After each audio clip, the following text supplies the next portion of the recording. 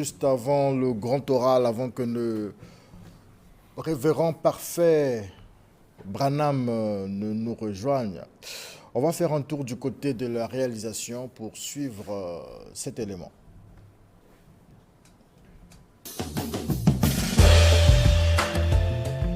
Vous aspirez au métier de la communication et de la culture? Inscrivez-vous à la 5e édition de la FORMAC, entendu formation au métier de l'audiovisuel et de la culture. Entre autres modules, caméra, photo, reportage mojo, montage vidéo, infographie, présentation, animation, technique d'interview, community management, déontologie et l'éthique à l'ère des web médias, écriture journalistique, make-up, plateau. Devenez un pro de l'image et de la com en 50 jours. Date du 4 mai au 30 juin 2026. Les inscriptions sont gratuites, frais de participation 25 000 francs CFA. Hâtez-vous car les places sont limitées. Pour tout contact, plus 242 06 678 25 47, plus 242 06 821 80 58, plus 242 05 393 86 83. Voilà, donc l'information est donnée du 4 mai au 30 juin, 5e édition de la FORMAC avec 4 modules et une diversité de disciplines dans le domaine de la culture et de la communication, dans les domaines de la culture et de la communication. Et donc le coût, c'est 25 000 francs CFA, un coût forfaitaire pour permettre à chacun de passer près de 2 mois de formation qui seront sanctionnés par un certificat mais aussi un stage en bonne et due forme. Et comme on l'avait dit, c'est l'heure du grand oral. Le révérend parfait Branham vient nous dire que la foi des apôtres est morte, ces sémences ont pourri. Tout de suite, le grand oral.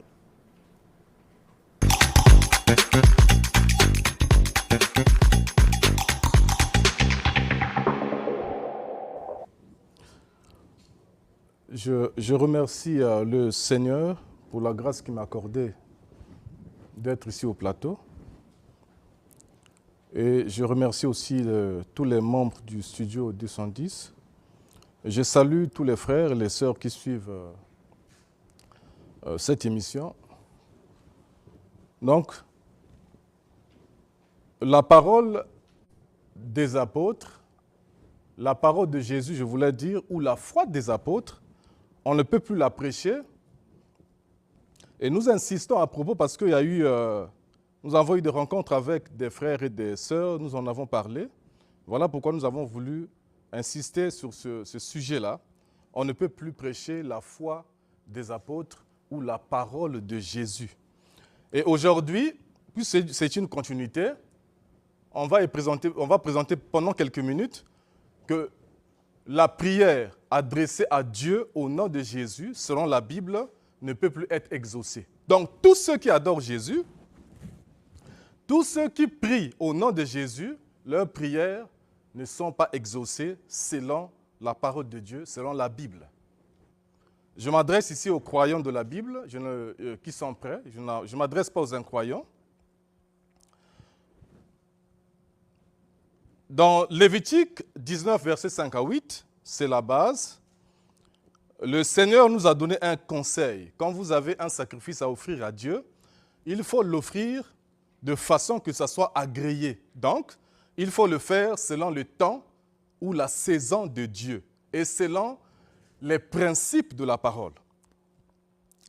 Quand vous offrirez à l'Éternel un sacrifice d'action de grâce, vous l'offrirez en sorte qu'il soit agréé. La victime sera mangée pendant combien de jours? La victime sera mangée le jour où vous le sacrifierez. Le premier jour ou le lendemain. Ça fait 2 jours. Ce qui restera jusqu'au 3e jour sera brûlé au feu. Et la Bible continue, elle dit, si l'on en mange Le troisième jour, ce sera une chose infecte. Le sacrifice ne sera point agréé, puisque tu ne l'as pas fait selon les principes de la parole.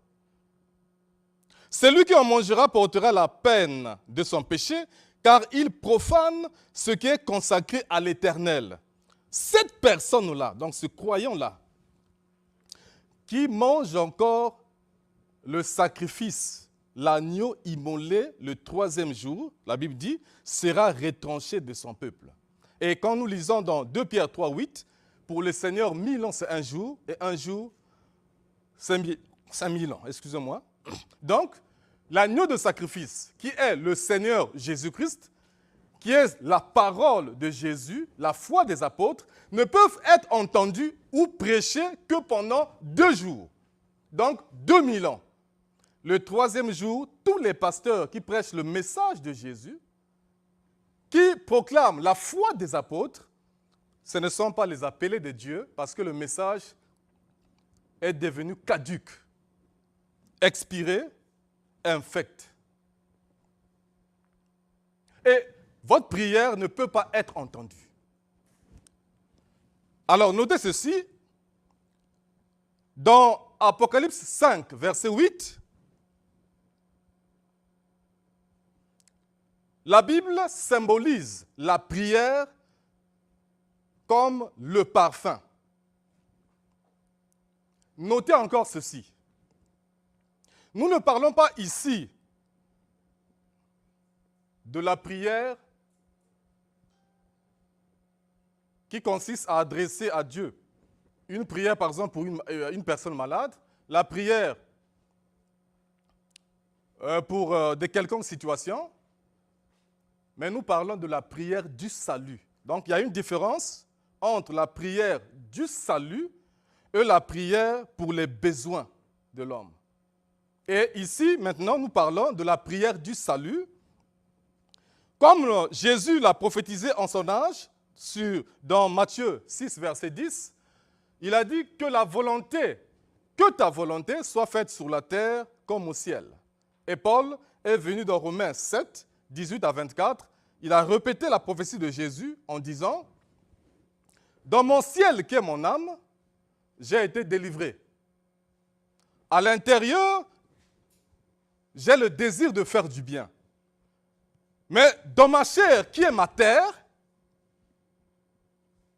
c'est le mal qui pèse. » Et donc, l'esprit de Paul et sa chair étaient en opposition.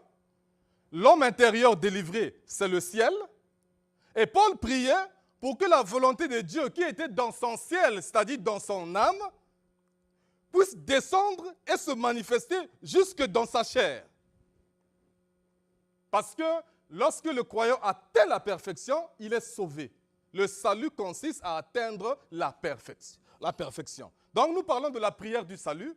Nous ne parlons pas des prières que les croyants utilisent pour de quelconques besoins. Nous parlons de la prière du salut où la chair va être transformée et devient parfaite comme l'homme intérieur.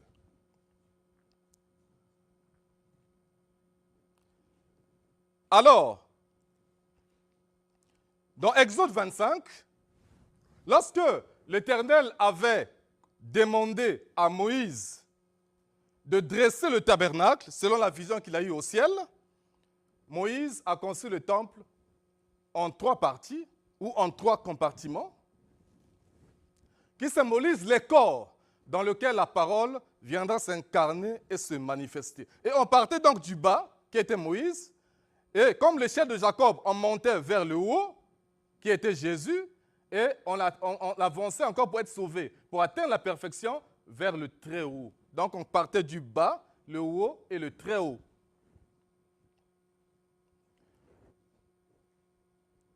Moïse, qui était le bas, était le parvis extérieur. Et lorsqu'on montait, on arrivait au lieu saint, qui était Jésus, parce que Jésus a été appelé dans toute la Bible le Saint d'Israël, le lieu saint, la ville sainte. Et vous arrivez en Jésus, qui est le lieu saint, et lorsque vous montez encore, vous arrivez au lieu très saint, qui est le parfait, le corps-parole, dans lequel tous les croyants devaient s'immerger pour leur salut. Donc, le temple était construit en 3 parties. Mais on se pose la question, où était l'autel des parfums sur lequel le croyant devait déposer sa prière? La prière était déposée sur un autel en or qui était l'autel des parfums pour que ça soit exaucé, parce que le parfum symbolise la prière.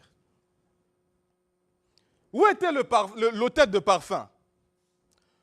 Si nous comparons la description du tabernacle que Moïse a faite dans Exode 30, verset 6, et la description faite par Paul dans Hébreux 9, 3 à 4, si on compare les 2 descriptions du temple, il y a une grande différence.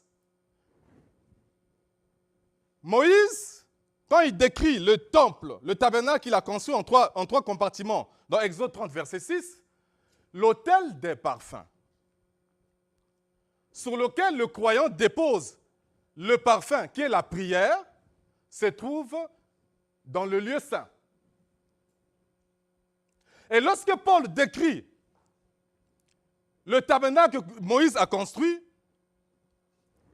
dans Hébreux 9, 3 à 4, l'autel des parfums sur lequel on dépose l'offrande de la prière, il se trouve dans le lieu très saint. Qu'est-ce que Dieu faisait? Dieu, qui était l'ange de l'Éternel, dévançait le croyant. Donc, Moïse, comme Abraham, il est dans le pavé extérieur, il voit un autre âge, un autre temps, qu'on appelle le lieu saint, qui est Jésus, et l'autel de parfum est dans ce lieu-là, le lieu à venir. La Bible dit, ils ne sont pas entrés dans ce corps, dans ce pays, ils l'ont salué de loin. Ils sont dans le pavé extérieur, l'autel de parfum est dans un autre âge. Parce que l'ange de l'Éternel dévançait le croyant. Et ça symbolisait que le lieu saint était un lieu plus grand que le pavé extérieur. Voilà pourquoi Moïse a pris la table de pierre, il en a brisé pour dire, le Fils qui vient, le lieu saint est plus grand que moi. Et lorsque le lieu saint s'est manifesté, qui était Jésus, Paul, après lui, qui avait l'excellence de la parole, de la connaissance parmi tous les disciples, il va décrire et voir l'autel de parfum. Ce n'est plus dans le lieu saint où Jésus a prêché, c'est dans le lieu très saint.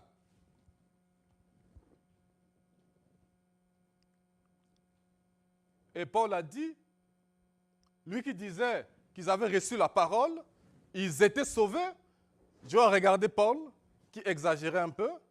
Lui qui a dit déjà qu'il voyait la parole au moyen d'un miroir, Dieu a élevé Paul, il a fait voir le lieu très saint, qui est le 3e compartiment, et il a vu le grand prêtre, Melchisedec, était en train de prêcher dans une langue inconnue, qui n'était que l'anglais, parce que toutes les langues du ciel, quand ils sont donnés, il faut que les croyants entendent cela. C'était un sacrificateur, donc un prédicateur qui prêchait, et Dieu a fait descendre Paul. Paul s'est ressaisi, il a compris que l'autel de parfum sur lequel on mettait les prières n'était pas dans le lieu saint qui est Jésus, mais dans le lieu très saint. Alors il a dit, lui aussi comme Moïse et Abraham, il salue ce lieu-là de loin, le lieu très saint, dans lequel se trouve l'autel de parfum, et il dit, quand le parfait viendra. Donc ils attendaient le parfait. Donc, en gros, l'autel des parfums sur lequel l'adorateur mettait le parfum qui symbolisait les prières n'était pas dans le pavé extérieur. L'autel n'était pas dans le lieu saint qui est Jésus, mais c'était dans le lieu très saint, un autre âge à venir, un autre type de corps, le parfait qui devait venir. Donc, l'adorateur qui était à l'est, en adorant le Dieu puissant, son nom, dans le pavé extérieur, sous l'âge de Moïse, les prières n'étaient pas exaucées parce que l'autel de parfum n'y était pas. Lorsque on est arrivé au lieu saint, Jésus arrive, il prêche la parole. Bien que Jésus était le parfait dans leur temps, mais un parfait partiel, puisque le parfum extérieur, l'autel de parfum n'était pas dans le lieu saint, l'adorateur, toujours à l'est, ne pouvait pas mettre le parfum, donc la prière dans le lieu saint, puisque l'autel de parfum n'y était pas. L'autel de parfum était où? Dans le lieu très saint. Voilà pourquoi il est dit ceci dans Hébreux 9, versets 11 à 12. L'adorateur, je le reformule, l'adorateur qui était à l'est pour devenir parfait, donc être sauvé, le souverain sacrificateur qui était venu selon l'ordre de Melchisédek, il ne l'était pas, il n'était pas Melchisédek, il venait suivant l'ordre de Melchisédek, devait traverser tout le lieu saint et entrer dans le lieu très saint. Et dans le grec, parce que la Bible est écrite en grec, dans le grec, traverser signifie abandonner. Si je suis dans le lieu saint et je traverse tout le lieu saint pour entrer dans un autre lieu qui est le lieu très saint, donc j'abandonne le lieu saint parce que Dieu ne fait pas un aller-retour. Lui, il évolue vers la perfection. Jésus traverse le lieu saint, il abandonne, il doit entrer dans le lieu très saint. C'est alors que le croyant qui adore à l'est sera sauvé, donc sa prière sera exaucée, parce que le souverain sacrificateur est entré dans le lieu très saint où se trouve l'autel des parfums.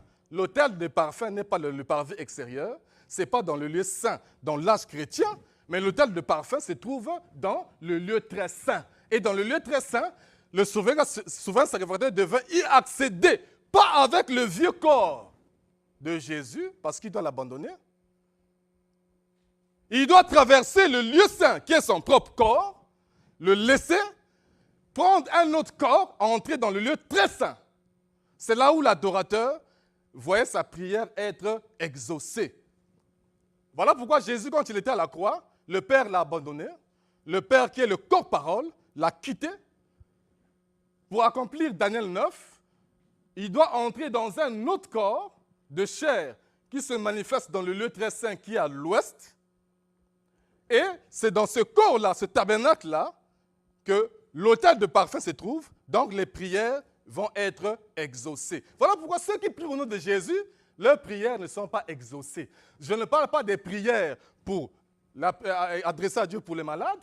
Je ne parle pas des prières pour que Dieu donne aux croyants un quelconque besoin, mais je parle de la prière du salut, conformément à Matthieu 6, 10, où Jésus a enseigné aux disciples de demander à Dieu que le règne vienne et que la volonté de Dieu qui était dans le ciel de ceux qui ont été sauvés partiellement dans leur âme, se manifeste dans le corps de chair afin qu'ils deviennent parfaits. Aucune prière n'est exaucée dans le lieu saint. Voilà pourquoi les chrétiens, ils crient, ils adorent Dieu, ils vont invoquer Jésus, leur prière ne sera jamais exaucée parce que Jésus est le Saint d'Israël, il est le lieu saint et l'autel de parfum ne se trouve pas dans le lieu saint.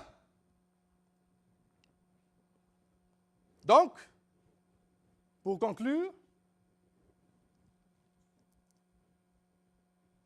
la parole ou la foi des apôtres, encore une fois, on ne peut pas la prêcher. Pour ceux qui sont dans le message de Branham, le Seigneur Branham dit, dans la prédication Shalom de 64, pour ceux qui sont dans le message, il dit ceci, la parole du temps de Moïse n'a pas marché dans le temps de Jésus. La parole du temps des apôtres ne marche pas aujourd'hui. Il dit dans la prédication accusation, le Seigneur Branham dit, à partir de 167, pour ceux qui disent qu'ils sont dans le message de Branham, alors qu'ils sont dans le message de Jésus, Jésus-Christ, au paragraphe 167, Jésus-Christ était la personne, l'homme, Dieu. Alléluia. Il était la manifestation de Dieu. Il était Dieu sous une forme corporelle pour refléter la parole de Dieu qui s'appliquait à cet âge-là. Pour faire voir à cet âge-là la promesse de Dieu qui s'appliquait à cet âge-là. Et le Seigneur dit encore dans la prédication, essaie de rendre service à Dieu sans que ça soit la volonté de Dieu. Au paragraphe 177, le Seigneur Branham appelle le message de Jésus-Christ le spectacle du midi. Il dit ceci, la parole le message du soir doit produire les résultats du soir. Le message du soir doit s'aimer les semences du soir. Pas des semences du matin, des semences du soir. Est-ce vrai? Le spectacle du midi, ces semences étaient dénominationnelles. Elles sont mortes et ont péri. Mais le message du temps du soir révélera la lumière du soir et il révélera les résultats du soir. Le temps de Jésus, virgule, le message de midi a fait apparaître les résultats du midi, qui avaient des semences dénominationnelles qui ont pourri. On ne peut donc plus dire que ceux qui adorent dans le lieu saint, qui est le corps de Jésus, que leurs prières sont exaucées. Aucun pasteur peut prouver le contraire, et j'attends ça ici. Aucun pasteur peut prouver le contraire. L'autel de parfum n'était pas dans le lieu saint, c'était dans le lieu très saint. C'est votre humble frère, le révérend Parfait Branham, de l'église de Sefoumou à Pont-Noir. Shalom.